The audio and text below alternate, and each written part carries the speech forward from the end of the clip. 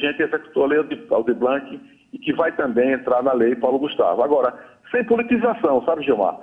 E com quem comanda máquinas de desconstrução de reputações alheias, eu não quero brigar, porque aí eu vou perder o meu foco, mas não vou parar muito tempo para isso. Eu tenho responsabilidade.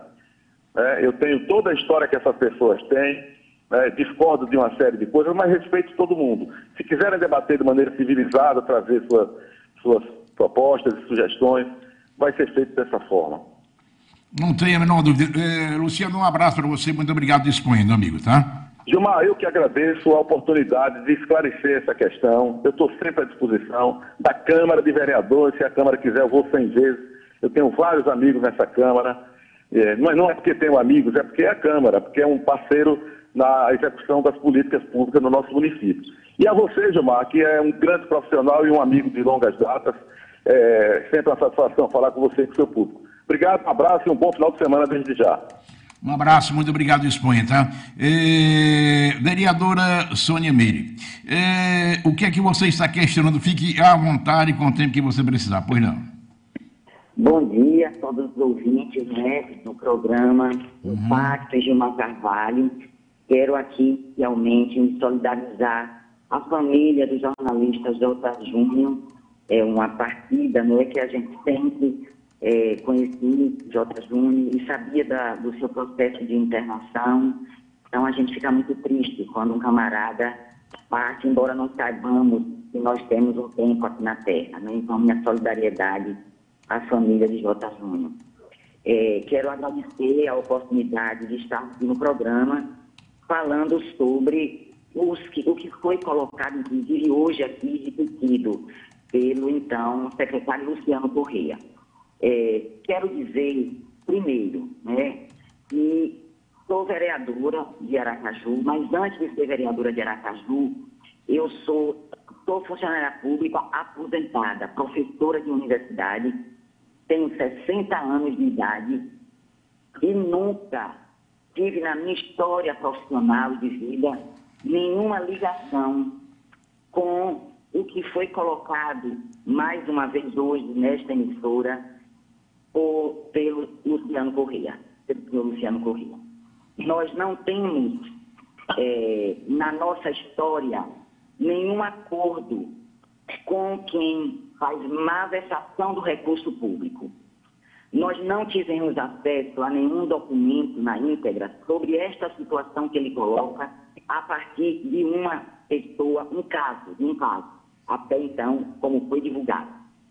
Discordo do mau uso do recurso público, não sei se foi o caso ainda, mas, segundo o senhor Luciano, há também investigações sendo feitas. Se há investigações sendo feitas, nós não podemos deslegitimar, inclusive, uma audiência pública que é importante na Câmara Municipal, porque, segundo o secretário, existiu uma pessoa na audiência que não cumpriu com o seu compromisso no uso dos recursos públicos.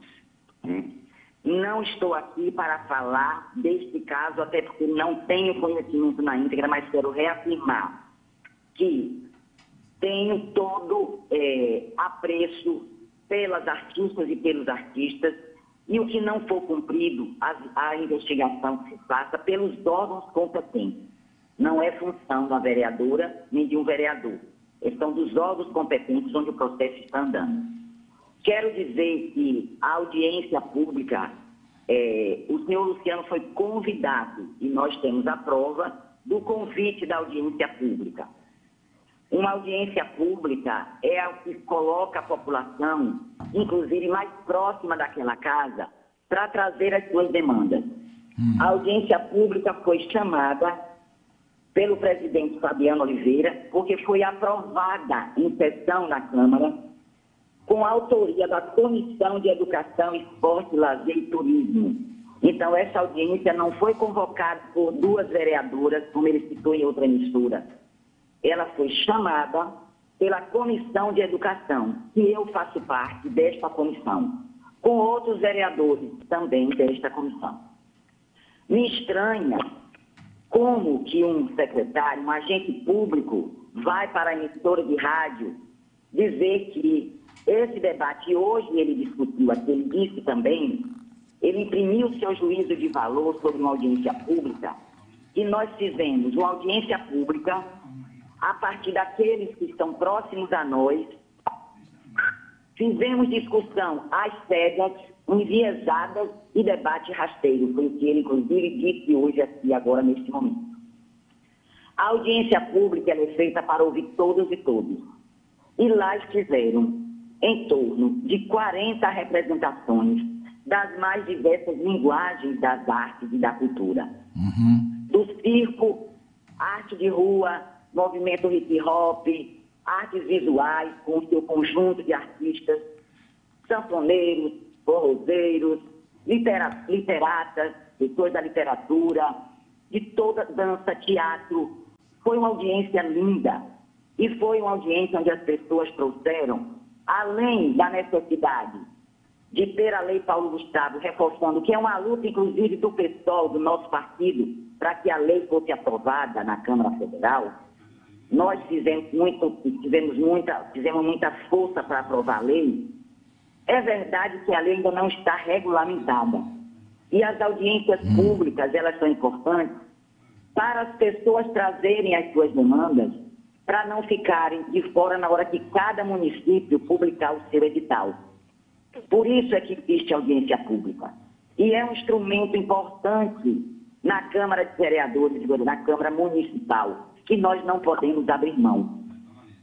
Na audiência pública, todos os trabalhadores e trabalhadoras que produzem arte e cultura na nossa cidade colocaram que é necessário ter políticas públicas para além da Lei Paulo Gustavo. É necessário ter políticas públicas no município de Aracaju e transparência nas políticas públicas. Foi isso que foi colocado.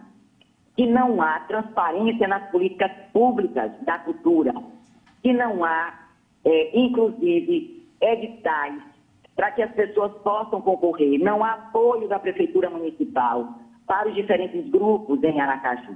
Há exemplos dos festejos que ocorrem na cidade. Dizem que essa é a cidade, é a capital do forró, pelo próprio prefeito. No entanto, nós temos o aniversário de Aracaju, por exemplo, e não temos nada que faça alusão ao forró, nenhuma perspectiva disso. Foi isso que foi colocado. Nós não temos na cidade de Aracaju, eu estou dando um exemplo, porque está próximo do aniversário da cidade de Aracaju, que é neste mês, 17 de março.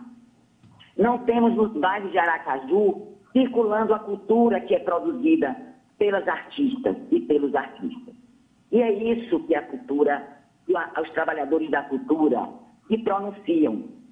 Se um gestor acha que isso é um debate enviesado, eu acho que isso é um equívoco, é um erro de um gestor. E o pior de tudo isso, né, depois que eu coloco essa situação, eu tenho participado das oitivas que a FUNCAP tem feito para ouvir as pessoas também. E esses debates são importantes porque, inclusive, até essa semana, o governo federal estava acolhendo demandas do Brasil inteiro para regulamentar a Lei Paulo Gustavo. Se a gente quiser falar só da Lei Paulo Gustavo, nós tivemos esse momento agora no Brasil inteiro. Sim. E está fazendo várias oitivas.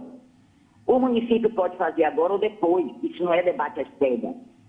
Nós, na Câmara, temos autonomia. O município pode fazer, o gestor público pode fazer na hora que ele quiser. Mas a Câmara Municipal pode e deve fazer discussão pública, porque é nosso dever. No entanto, tratando desse espaço, eu quero dizer que o debate é politizado, sim, porque todo debate é político. Nós aqui estamos discutindo políticas públicas, uso do recurso público para a população, o acesso, né, e a circulação do que é resultado da cultura. E aí eu tenho um acordo com ele, embora saiba que não há circulação da cultura no município de Aracaju como deveria.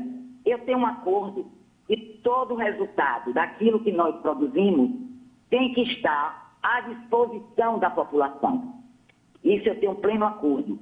Mas eu tenho desacordo com a forma de distribuição e circulação da cultura, e não é a professora Sônia Meire só. A população sente a necessidade da cultura. Ontem nós estávamos discutindo os maiores problemas e onde está a retenção das crianças na escola da rede municipal. E meus netos também estudam. E um dos pontos que foi colocado pelo secretário de Educação, que o maior índice de reprovação nas escolas não é em português, nem em matemática, nem em história. É em artes, é em educação física e em língua estrangeira. Por que será que esse tem o maior índice de reprovação?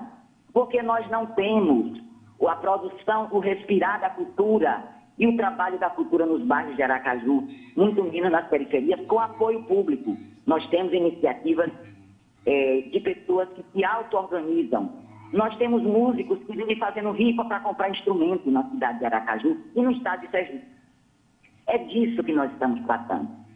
E aí tem o segundo elemento, que além de fazer as referências, dizendo que foram 2 vereadoras que politizaram a partir de seus grupos, né, para defender interesses próprios, ele atingiu frontalmente o nosso papel como vereadora e como mulheres, porque 2 mulheres foram citadas em meio a uma Câmara Municipal e uma comissão que também tem homens e que também estiveram presentes vereadores lá, como Breno Garibaldi e Fabiano Oliveira. Portanto, o discurso não pode ser feito desta forma. E tem um terceiro, né? Para todas as pessoas que estão me ouvindo, né? A audiência, ela não discrimina ninguém, todo mundo pode entrar. Todo mundo, é audiência pública, foi um cargo público. Mas eu quero aqui dizer para todas as pessoas que estão nos ouvindo, que eu estranhei quando o senhor Luciano Correia nos colocou e nós fazíamos parte de facções políticas. Sei do histórico como professora e pesquisadora do termo facção, mas sei que no Brasil, facção é ligada ao crime. E no momento que ele coloca, da forma que ele coloca, debate enviesado, debate que não tem compromisso, que nos associa, inclusive, a um caso que, porventura, tenha feito má versação do recurso público, e diz que nós politizamos, que fizemos um debate sem nenhuma referência e objetividade concreta, materialidade, e nos coloca, liga a facção. Nós sabemos como é que me fez escutado do lado de lá. Ele é um homem da comunicação. Ele tem que ter responsabilidade sobre o que ele coloca publicamente. Facção no Brasil é entendido como crime, não é entendido como partido político. Respeite o PSOL, Luciano Correia, respeite a professora Sônia Meire, a mandata eleita. Nós não estamos ali para dizer amém a nenhuma política do Executivo, muito menos a políticas não transparentes. Vereadora Sônia Meire, por favor, tá? Olha, eu recebo o seguinte, veja bem, o aniversário de Aracaju, a artista Seu Jorge levará um cachê de R$380 mil. Enquanto isso, quantos artistas sergipanos estará no mesmo evento? Isso está, inclusive, no Diário Oficial do município. Segundo quem me passa a mensagem, artistas sergipanos fariam com esse dinheiro festa em pelo menos 10 bairros de Aracaju. Como é que a senhora responde a isso, por favor? Olha, primeiro, esse é um ponto muito importante, né? E é um desrespeito aos artistas sergipanos e sergipanas. Não tenho nada contra os artistas nacionais, muito pelo contrário, né? Nós defendemos a nossa cultura nacionalmente, mas há uma desproporção gritante nos cachês que são colocados publicamente, inclusive publicamente, né? Então, nós precisamos que o poder municipal respeite os trabalhadores e as trabalhadoras da cultura. Como também começou a haver um movimento, notas de repúdio, a não contratação de artistas e as pessoas estão se organizando como se organizaram no Carnaval, para colocar os blocos na rua, de forma auto-organizada e com doações da população para poder colocar o Carnaval na rua. Então, foi feito um movimento na rede social, citando nomes, inclusive, que eu, reproduzi nas nossas redes, nome de muitas e muitos artistas de Aracaju e do estado de Sergipe, que existem para chamar a atenção da Prefeitura Municipal, que Aracaju e do estado de Sergipe é um grande produtor de cultura. Inclusive, o nosso estado é um dos que tem o maior número de grupos folclóricos vivos hoje, que nós fizemos explicação, mas são 28 grupos registrados vivos. É o maior do Brasil. Então, nós precisamos reconhecer e valorizar por meio de políticas públicas. Até porque quem vive da arte não pode viver apenas de um cachê quando é chamado inferior a artistas nacionais. E não pode viver apenas de uma lei quando ela for regulamentada e esse grupo ou a pessoa for selecionada. Porque artistas têm conta a pagar, tem aluguel, tem água, tem energia, tem que comer. Na pandemia, nós fizemos um movimento para entregar cestas de alimento aos artistas. Porque, inclusive, não só as pessoas da música, mas a música foi uma das grandes prejudicadas também na pandemia. Né? Nós contribuíamos, inclusive, de forma online. Então, os artistas se organizam para levar a sua arte para os bairros de Aracaju de forma auto-organizada. E nós estamos lutando, e como legisladora, nós vamos trazer esse ponto na hora que for importante na discussão do orçamento do município. E esperamos que o prefeito não vete as nossas propostas, os projetos de lei, para interferir no orçamento da cultura. Não existe produção e circulação de cultura sem orçamento. Então, nós defendemos orçamento para atender a todos os profissionais, trabalhadores e trabalhadoras, aos grupos, e para fazer com que a população tenha acesso, inclusive, à cultura nas escolas. É importante que nós levemos para o interior das escolas todas as artes que são produzidas, para que as crianças, inclusive, não reprovem na escola porque não têm acesso à produção da cultura na nossa cidade. Olha, vereadora Sônia Meire, um abraço para você e um ótimo final de semana, tá? Muito obrigada, Gilmar. Muito obrigada a todos os ouvintes. Nós continuaremos à disposição na Câmara, você sabe disso. Nós primamos muito pelo que é colocado, pelo que é dito. Nós não trabalhamos sem elementos materiais, sem provas. E tudo que nós falamos aqui está registrado, inclusive, taquigrafado nessa audiência pública, muito representativa e muito importante para o fortalecimento da cultura do município de Aracaju. Um abraço, muito obrigado, Espanha, tá? E todos que participaram. Muito obrigada, Gilmar. Agora, 7h11 da manhã, 7h11 da manhã. Muito triste hoje, em razão do desencarne, a morte do companheiro J. Júnior. J participou deste programa várias vezes, dando a sua riquíssima contribuição a meu pedido, a nosso pedido deste programa. J. Júnior sofreu um infarte, foi levado para um hospital em Itabaiana, o hospital regional. Quero mandar um abraço para todos do hospital e a todos que circundam o hospital. Depois foi trazido para o hospital de cirurgia aqui em Aracaju, onde ficou em UTI. Por consenso, ou seja, houve acordo entre familiares de J. Júnior e dos próprios médicos, foi levado de volta para o Hospital Regional de Itabaiana. Respondia apenas com gestos, porque J. Júnior foi vítima de infarte no mês de janeiro este ano em Itabaiana. Inclusive ontem mexia com as pernas. J. Júnior chorava, não falava, mas chorava, respondia com gestos, não falava de jeito nenhum, tinha 58 anos de idade, um homem novo, e deixou 3 filhos, uma mulher do primeiro casamento,